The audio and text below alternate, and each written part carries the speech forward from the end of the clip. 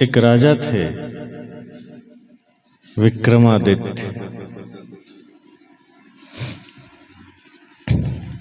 बहुत ही वीर राजा थे,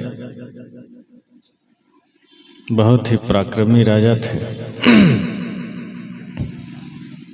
भारतवर्ष में उनका नाम बड़े ही श्रद्धा, बड़े ही भाव से लिया जाता है।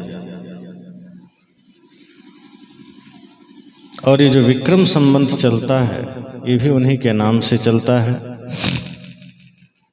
तो राजा विक्रमादित्य अपनी सभा में बैठे थे, दरबारी बैठे थे, अन्य लोग वहां बैठे थे। तो बहुत लोगों की एक भावना होती है कि राजा से जब भेंट करने जाएं तो खाली हाथ ना जाएं, कुछ ना कुछ लेकर जाएं। कोई फल लेकर जाता, कोई फूल लेकर जाता, कोई कुछ उपहार लेकर जाता। और फिर राजा भी कुछ न कुछ सबको देते। एक बार एक सन्यासी, एक फकीर, एक संत जंगल से विक्रमादित्य से मिलने चले। अब वो फकीर थे, सन्यासी थे, पास में कुछ था नहीं। तो एक अजीबो गरीब फल तोड़ लिए जंगल से, देखने में बिल्कुल काला काला, अजीबो गरीब सा फल। साथ उन्होंने वही फल ले लिया और राजा के पास जाकर के राजा को भेंट किया। राजा ने फल को देखा, संत को देखा। राजा ने सोचा ये बड़ा ही साधारण फल है, इसके लिए इतना दूर से फकीर चलकर आया है। ये तो बहुत ही साधारण फल है, ये खाया भी नहीं जा सकता। इसलिए वो अनमने भाव से वो फल लेकर के, बगल में उसका मंत्री बैठा था, मंत्री को पकड़ा दिया, कहा लो रखो। मंत्री भी सोचता है इतना दूर से ये 10 किलोमीटर पैदल चल के आया है, यही सड़ा हुआ फल देने के लिए। मंत्री ने भी उसको उपयोग नहीं किया, वो ले जाके नीचे तह खाने में फेंक दिया। संत को देखकर राजा ने कहा ठीक है आप आए हैं, बहुत अच्छी बात है, भोजन पानी करके जाना। संत चले गए। लेकिन संत को लगा कि आज जो मैंने उपहार दिया, भेंट किया, मुझे रोज देना चाहिए। और वो प्रतिदिन जंगल से वही फल तोड़कर आता, राजा को देता। राजा भी सोचते क्या पागलपन है, वही सड़ा हुआ फल लेके रोज पहुंच जा रहा है। लेकिन राजा कुछ कहता नहीं था, सोचता एक सन्यासी है, एक संत है, कुछ कहने की जरूरत नहीं, चलो ठीक है आने दो। और राजा भी वो फल मंत्री को दे देता, मंत्री फिर उसे तह खाने में फेंक देता। इसी तरह से काफी लंबे समय से ये प्रक्रिया चलने लगी। वो फकीर, वो संत वही फल रोज दरबार में लेकर आते, राजा को देते। राजा भी कुछ नहीं कहता, सोचता कि संत हैं क्या बोलें, चलो ठीक, कोई भी उपहार है स्वीकार है। लेकिन वो ज्यादा उसमें दिलचस्पी नहीं दिखा रहा था। राजा को उस उपहार में कोई ध्यान नहीं था, उसके प्रति कोई रुचि नहीं थी, कोई उत्सुकता नहीं थी। जब कोई बहुत बढ़िया उपहार देता है तब आदमी को रुचि होती है देखने की। जब कोई साधारण उपहार आपको दे दे तो आप उसको बढ़िया से देखते नहीं, साइड कर देते हैं। राजा को भी लगा ये काला कलूटा फल पकड़ के ले आया है, क्या देखना। लेकिन संत ने भी नियम बना लिया कि मुझे रोज ये फल राजा को देना है। इस तरह से वो प्रतिदिन सुबह आता, राजा को फल देता, चला जाता, बदले में कुछ लेता भी नहीं था।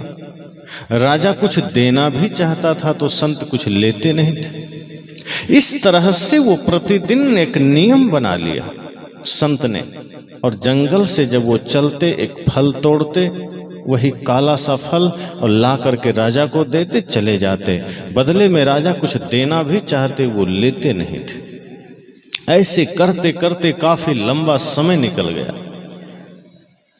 बहुत ज्यादा समय। लेकिन संत ने अपना नियम नहीं छोड़ा, वो प्रतिदिन वो फल ला के राजा को देते। अब तो राजा भी परेशान हो गया कि पागल हो गया।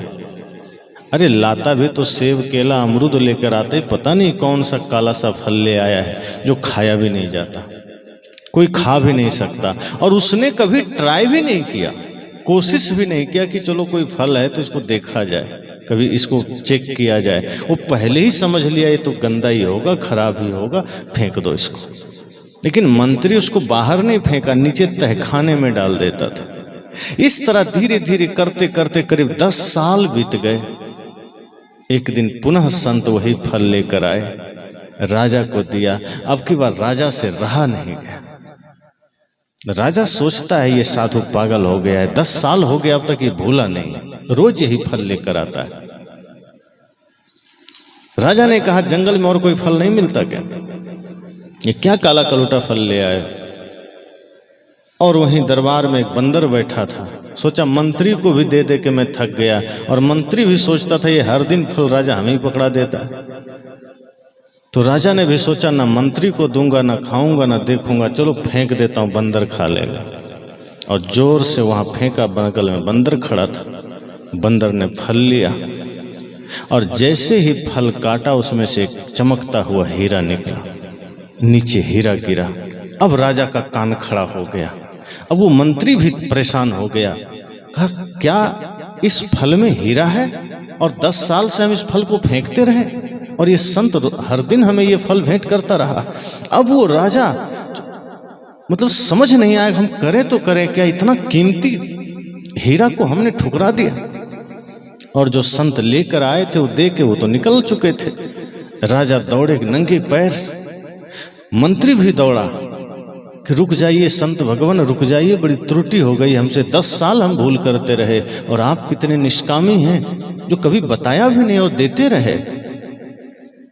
उनको बुलाया, कहा हमसे बड़ी भूल हो गई, उच्च कोटि का हीरा है इस फल में और आप प्रतिदिन ये मुझे देते रहे, आपने नियम बना लिया। हमने तो इसे बहुत ही साधारण फल समझ लिया था, 2 कौड़ी का भी नहीं समझा था। और आप इतना कीमती फल, आज बंदर ना खाता तो पता ही ना चलता और मैं तो फेंकता ही रहता। राजा ने मंत्री से कहा बाकी 10 साल का सारा फल कहाँ दिया? कहो तो नीचे तहखाने में फेंक दिया हूं। राजा ने कहा देखो, तहखाना खोला तो फल तो सड़ चुका था, लेकिन वो सारा हीरा वहीं पड़ा था, चमक रहा था। संत ने कहा यही तो भूल आदमी करता है। मैं तो निश्चल भाव से, मैं तो निष्कपट भाव से ये फल तुम्हें देता रहा। मेरे अंदर कोई कामना नहीं थी कि मैं ये तुम्हें भेंट करूं, तुम बदले में मुझे कुछ दो। मैंने तो सोचा तुम मेरे राज्य के राजा हो, तुम मेरे राज्य के रखवाला हो, इसलिए तुम्हें मैं खाली हाथ कैसे भेंट करूं, कुछ खाली हाथ कैसे मिलूं, इसलिए मैंने ये फल भेंट किया।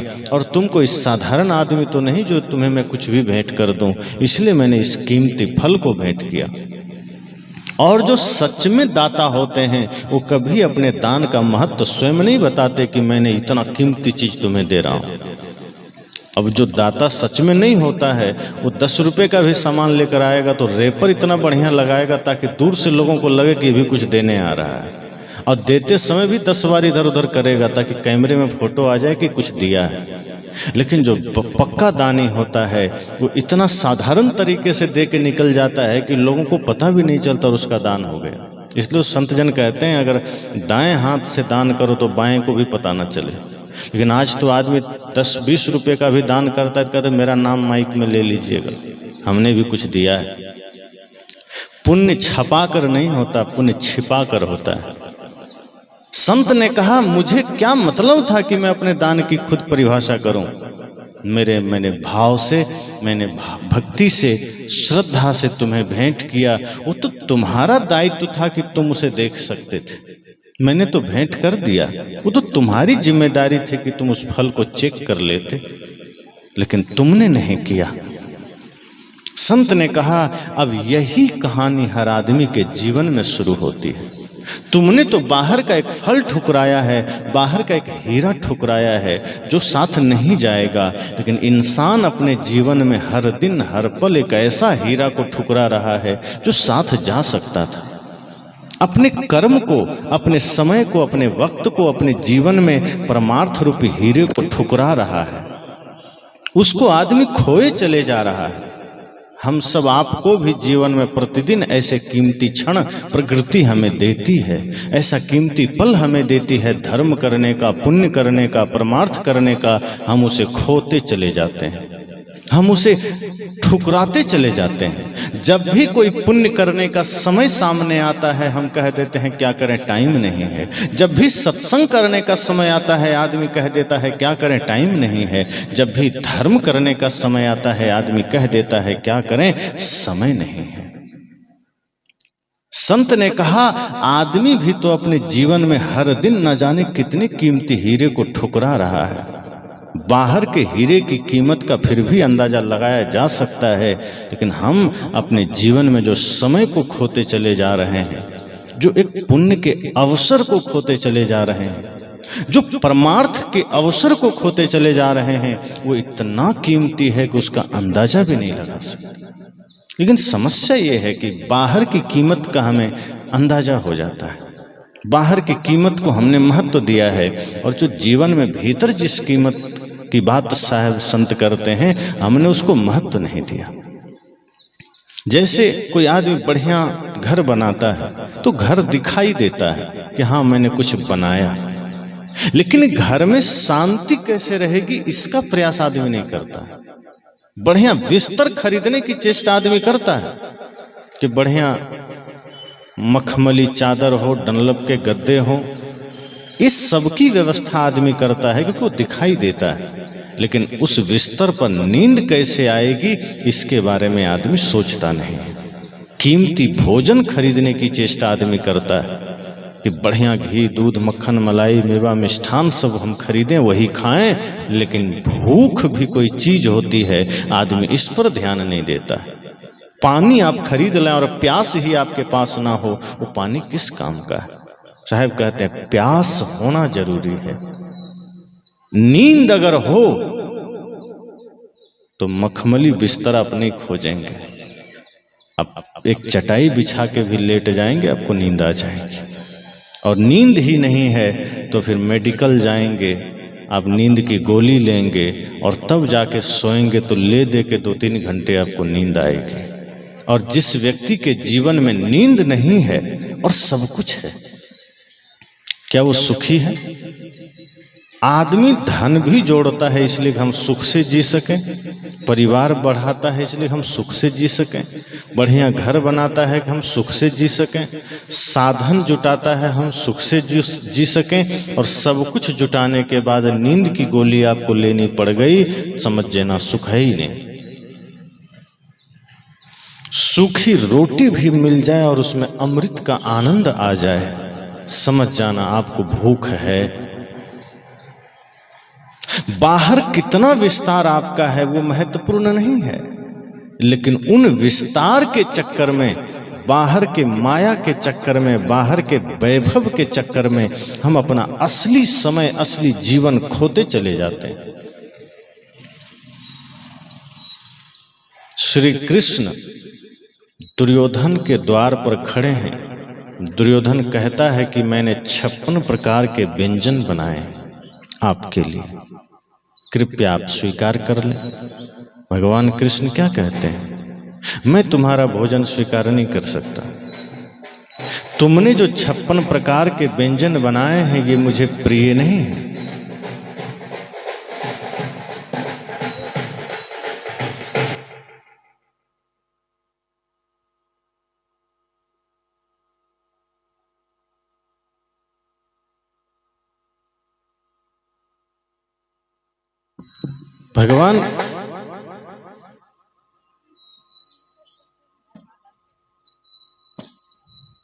भगवान श्री कृष्ण ने कहा कि तुमने जो व्यंजन बनाए हैं ये मुझे प्रिय नहीं है। लोगों ने कहा क्यों? दुर्योधन भी सामने खड़ा था, कहा क्यों? क्योंकि ये तो मैंने आपके लिए बनाया है। श्री कृष्ण कहते हैं कि 3 ही अवस्था में कोई किसी से कुछ लेता है। कहा किस अवस्था में? कहा एक तो अभाव में, एक प्रभाव में और एक भाव में। कहा 3 ही अवस्था में कोई किसी से लेता है, एक भाव में, अभाव में और प्रभाव में। दुर्योधन कहता है मैं समझा नहीं, आप कहना क्या चाहते हैं। श्री कृष्ण ने कहा कि किसी से कोई तभी लेता है जब उसका उसके प्रति भाव हो। जैसे आपका किसी के प्रति भाव है, आप कुछ देंगे वो ले लेगा, लेकिन यदि आपका भाव नहीं है तो वो नहीं लेगा। भगवान कृष्ण कहते हैं कि तीन ही अवस्था में कोई कुछ ले सकता है, भाव में, अभाव में, प्रभाव में।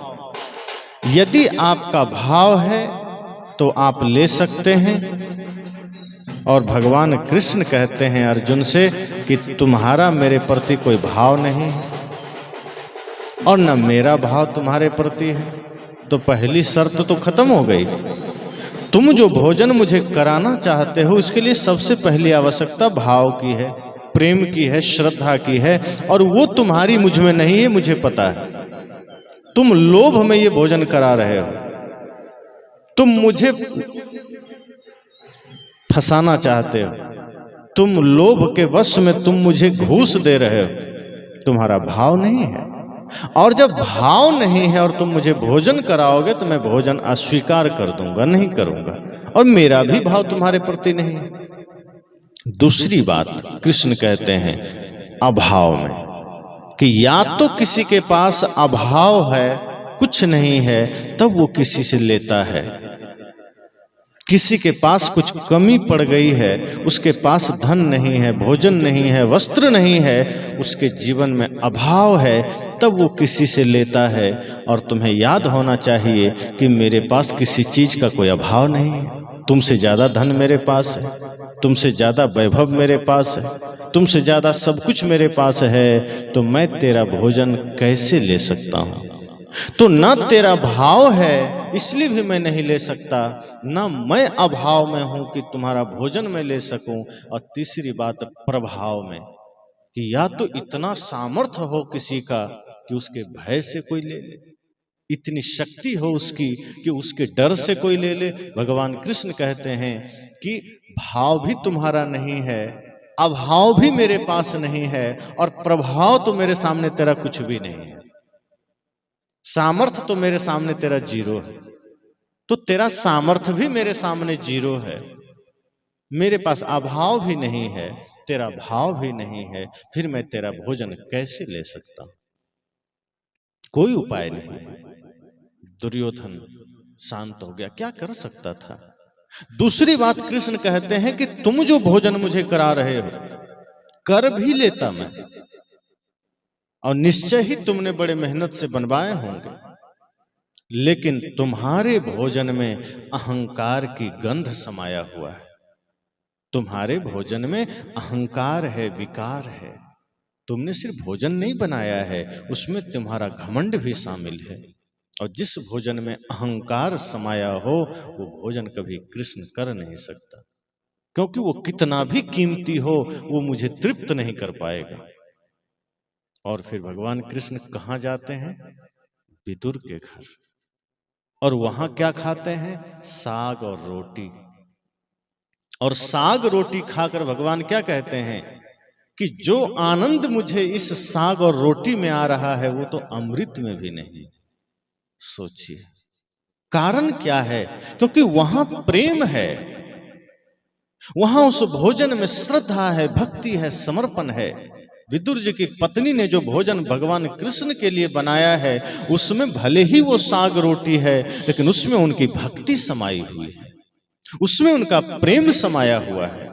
इसलिए संत जन कहते हैं माताओं से कि आप भी जब भोजन बनाओ घर में, तो उसमें दाल, तेल, हल्दी, जो भी आपको डालना है, दाल में सब कुछ डालते हैं, सब्जी में डालते हैं, तेल डालते हैं, नमक डालते हैं, मिर्च डालते हैं, मसाले डालते हैं। इसके साथ साथ एक डिब्बा और रखिए, उस डिब्बा में थोड़ा प्रेम को रखिए, और उसमें से थोड़ा प्रेम भी डाल दीजिए। अब सवाल हो सकता है कि प्रेम किसी डिब्बे में तो नहीं आएगा। ये भाव है कि जैसे वहां आप मसालों का डिब्बा रखते हैं, वैसे ही एक भाव का डिब्बा भी रखिए, एक प्रेम का डिब्बा भी रखिए। और जब भी भोजन बनाइए, उसी भाव से बनाइए कि हम तो स्वयं भगवान के लिए बना रहे हैं, हम तो स्वयं गुरु परमात्मा के लिए बना रहे हैं। और उस भोजन में आप श्रद्धा को भी शामिल कीजिए।